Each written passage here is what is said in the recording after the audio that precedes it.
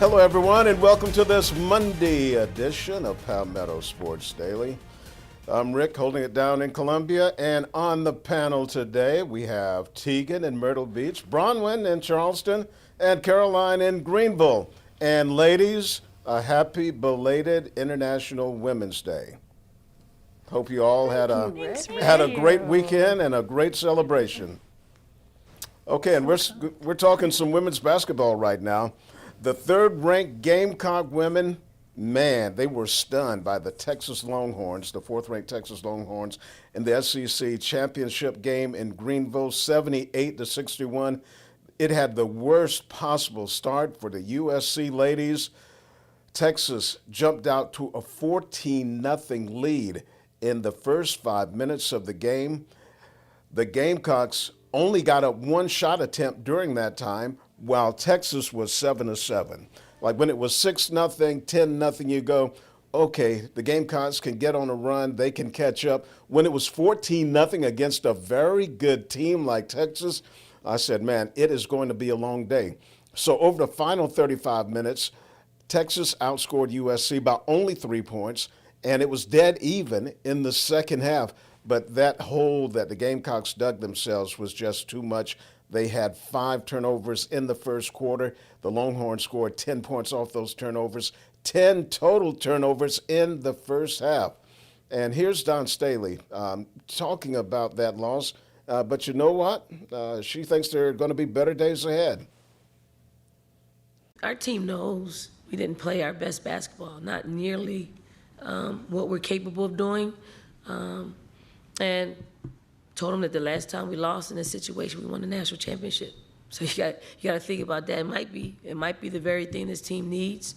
It's not what I would think, yesterday coming in today. But now that we're here and it's a reality, you search for things that have a connection that can give your team what it needs to make this run for a national championship. I do think we have enough in the room to do that. We'll rest and recoup at the end of the month, at the end of the week, and start that journey. The last time the Gamecocks lost the SEC championship game, it was 2022 to Kentucky. They went on to win the national championship, and right now it looks like USC may be assigned to the Sacramento Regional, and the last time they were assigned to a California Regional in 2017. They advanced to the Final Four and they won the national championship. So the Gamecocks have spring break this week, and I'm sure they'll be hearing a lot of those positivity messages from their head coach. Caroline?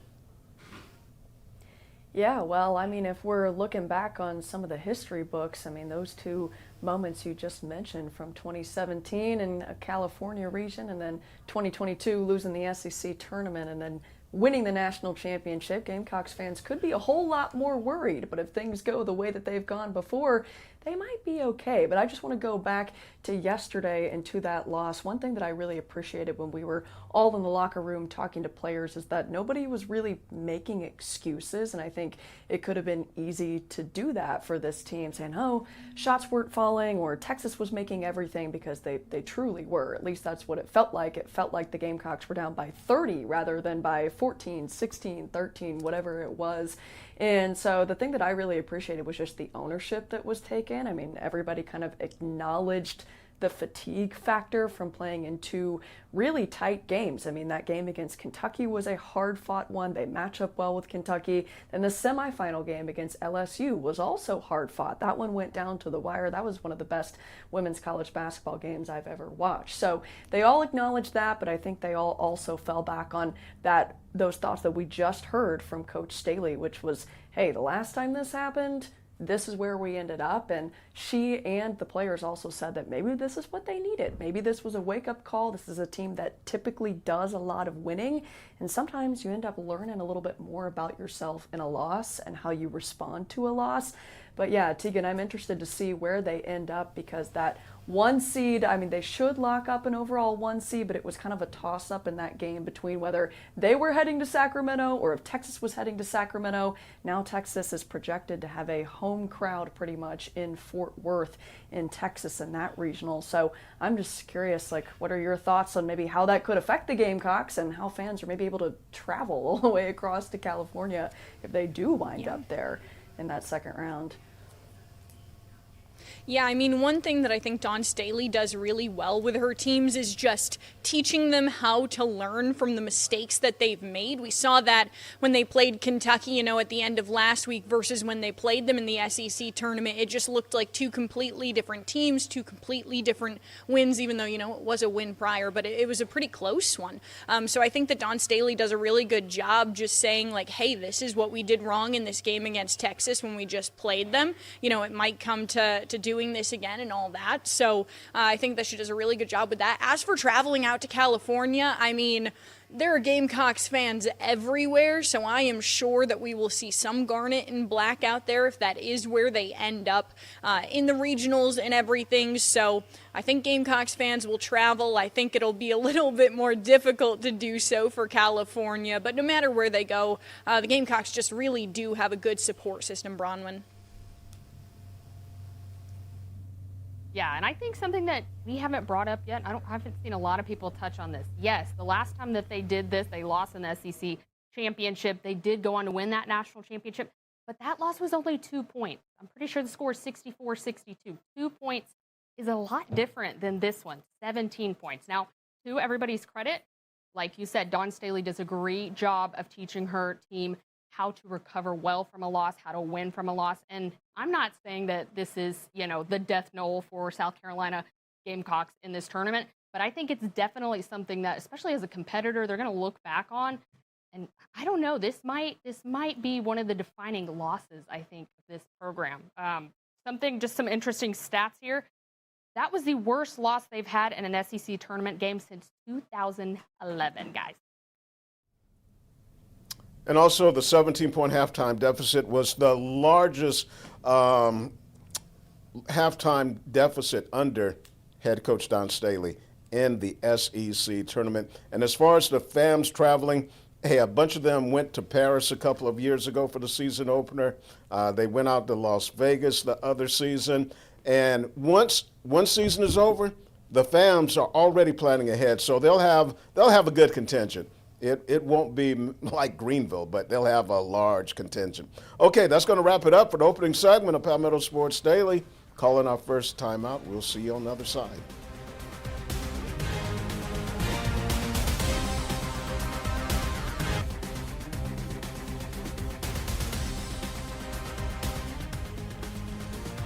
Welcome back to Palmetto Sports Daily.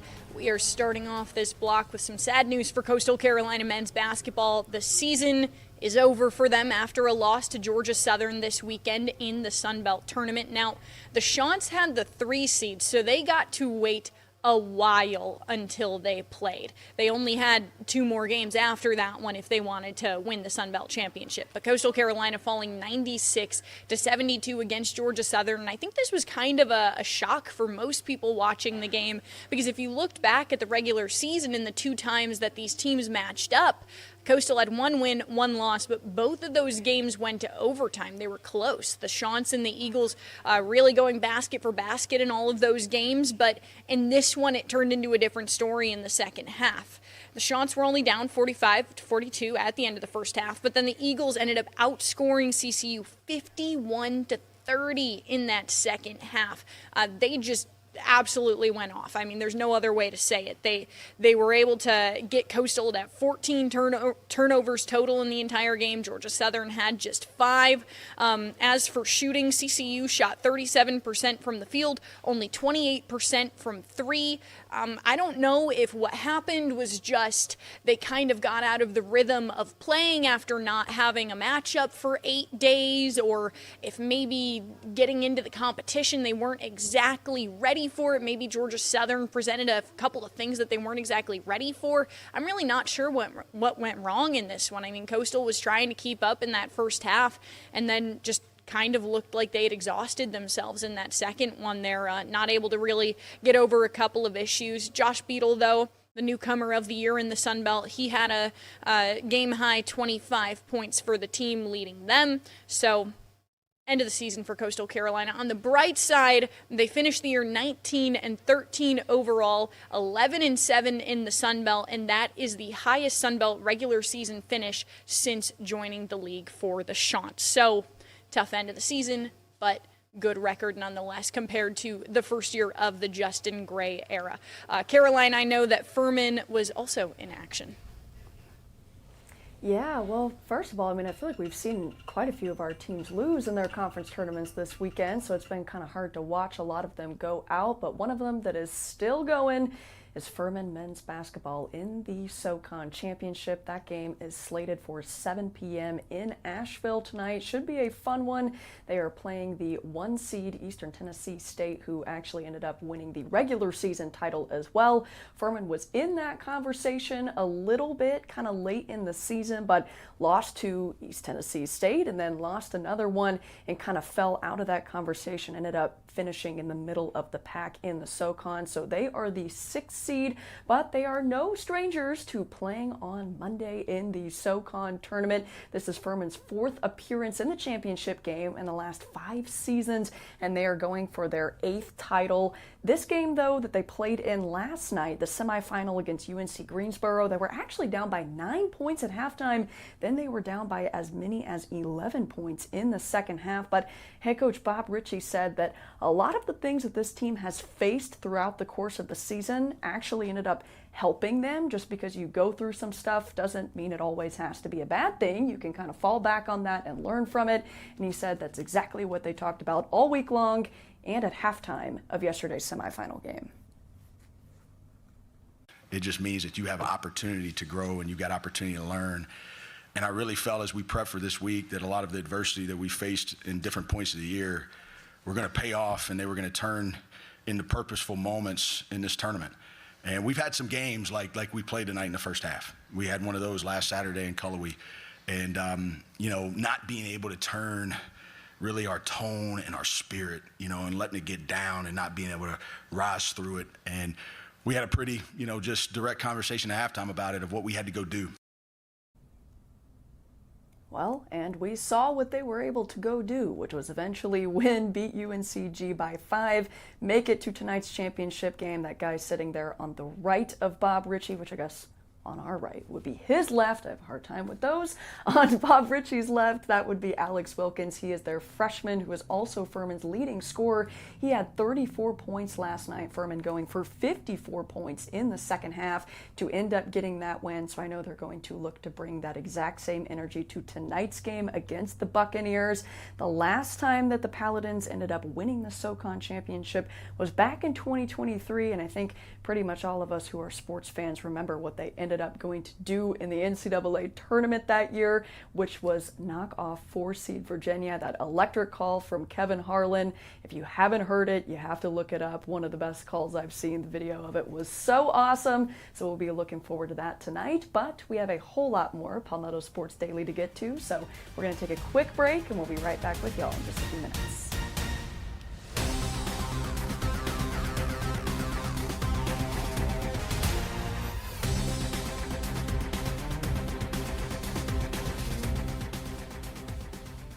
Welcome back into Palmetto Sports Daily. We've talked about basketball. Now we are talking about baseball. The Clemson Tigers have improved to 15-1 on the season after yet another series sweep over the weekend, beating LaSalle. And the offense was absolutely cooking in this weekend series. Over all of the games that they played, which was 4 of them, game on Friday, doubleheader Saturday, then a game yesterday, they outscored LaSalle 52-12 over the course of those games. So I guess you could also give some props to the pitching staff for, allowing 12 runs across 4 games, but 52 runs in 4 games is just insane. They scored 16 in the last 2 games apiece of the series, and I just have to talk about Nate Savoy because he was a big-time part of that offense, and I'm going to read a stat line off because I can't do it justice without reading it. He was 7 for 13 in the series with 1 home run, 2 doubles, 10 RBI, 6 runs of his own, and a .923 slugging percentage. That home run was actually a grand slam that he hit in yesterday's game to help the Tigers take that one. So this team is absolutely getting it right at the right time. I mean, they really have been all season long. Their only loss coming against South Carolina in that first game of the Palmetto series. And they have conference play coming up this weekend at home, hosting Georgia Tech. And Rick, I know that you saw the Tigers in person earlier during that Palmetto series, so just want to ask you for their thoughts of kind of how Eric Bakich has this team, where he has this team heading into conference play. Well, you certainly have to be impressed with what they've done. Just that one loss, good pitching, good hitting, and just solid performances all the way around. And now we'll see what they can do when they take on ACC play. Like, has their schedule really toughened them up for what lies ahead? I think so. All I can do at this point is say, hey, a tip of the cap to Eric Bakich and what he's put together there in Clemson. And again, it's all about putting your team in position to make a nice postseason run. Yeah, and I think this upcoming game against top 5 Georgia Tech is going to be a good litmus test for Clemson. Like we said, the only ranked team that they have played, and they did win against, was South Carolina. I love this, though. Coach Bakich said this season he's looking at his bullpen, and normally he has about 9 to 10 guys that get about 90% of his innings. And he said this season he's able to look at 18 to 20 guys. That's an insane depth chart. He said that can get the wealth of those innings. Tristan McClatty, let's talk about him. He went 9 for 17 last week, 2 home runs, 11 runs, 8 RBIs. Didn't strike out across 23 appearances. Like you guys said, they are just cooking at all levels right now. Will they continue this into ACC play, or is this really the top of the mountain for them? I don't know. I guess we'll see against Georgia Tech this weekend. What do you think, Teagan? Yeah, I think that'll be a really good test for them. I think that will really get the idea of what this Clemson team can be when they play Georgia Tech, especially as they get ready to go into the rest of conference play. As for Coastal Carolina, this was the very first week where in the top 25 they did not drop. Instead, they stayed at number 16 after winning the series against ECU over the weekend. They won that first game 10-6 in 10 innings, and it ended with a Rex Watson walk-off grand slam. The stadium was going absolutely nuts for that one. And we talked about it a little bit on the show last week. You know, there is some tension between ECU and CCU, and that was very evident on Twitter all throughout the weekend as I was scrolling on my 2 days off. But game 2 on Saturday, Coastal also winning 7-1, and then game 3. So the Chants lost 10-4 in that one. However, the caveat here is that it was called after 6 innings due to weather. So what Coastal really could have been capable of in the rest of this game, we can't say for sure. But I mean, if you look at Friday night, they were down by a good amount, and then there they are celebrating at the end of that game after that walk-off grand slam. So either way, Coastal wins the series. So yay for that. Definitely tough to end with that weather delay, though, on Sunday with that 10-4 final score. Now, the Chants also have a really good test coming up for what this team can be, because Coastal Carolina taking on number 15 Wake Forest tomorrow. And Coastal really hasn't quite put in stone their pitching rotation yet because of injuries with guys like Cam Flukie and Hayden Johnson, who are out for a good amount of time. And they have had 5 freshmen on the mound this year. So the pitching staff has been very young, but they've been stepping up. You know, that's something Coach Snall has talked a lot about, just these guys being able to step in and do what they can and get these wins in these games. So good test for Coastal tomorrow coming up with Wake Forest Caroline. Yeah, so Teagan, I have a question for you, actually. I mean, do you feel like the start that Coastal has had to the season, like, has this been expected? Like, I know that you mentioned all of the new guys, and I know you're far more of an expert on Coastal baseball than I am, but has this start to the season been kind of what this group was expecting, especially after all of that success last year, or maybe has it not quite been what they were hoping it would be? Yeah, I don't think it's quite been what they were hoping for, and I think that biggest reason is injuries. You know, they've had 4 or 5 pitchers out with injuries, and they have a couple that should be coming back relatively soonish, but I mean, 2 of their All-Americans are out for a good amount of time. I think that for what Coastal is working with these younger guys, the guys that they didn't think would be pitching nearly as many innings as they are, I think they're doing everything they can. I think they're finding success in that. But on the other side, I think what was really unexpected with this team is just how kind of lacking this offense is in terms of getting up to speed in these games, getting what they need. So I think that's been a little bit of a disappointment. I think they've kind of figured it out a little bit. But yeah, definitely not the year they expected. Rick, how about the Gamecocks? Yeah, the Gamecocks, a nice bounce back after losing the Clemson series. They went 5-0 last week, including scoring double-digit runs in 3 of those wins. And now this week they play the Citadel on Tuesday, and then they go down to Florida to start SEC play. But keep your eye on freshman Logan Sutter.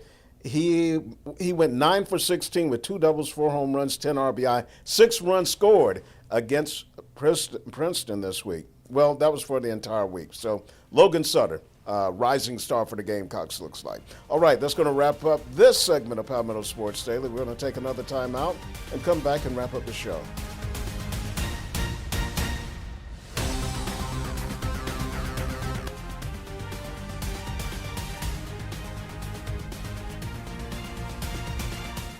Welcome back to Palmetto Sports Daily. We're going to talk a little bit about my neck of the woods up here in Charleston. This Saturday, College at Charleston women's head basketball coach Robin Harmony becomes the winningest head coach in D1 program history with 119 wins.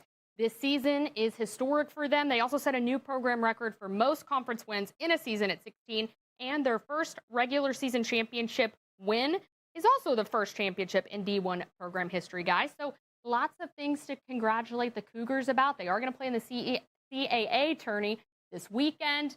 I'm supposed to be there. We'll see in D.C. But it's March. What is better than March basketball, you guys? Nothing is better. Not a whole lot.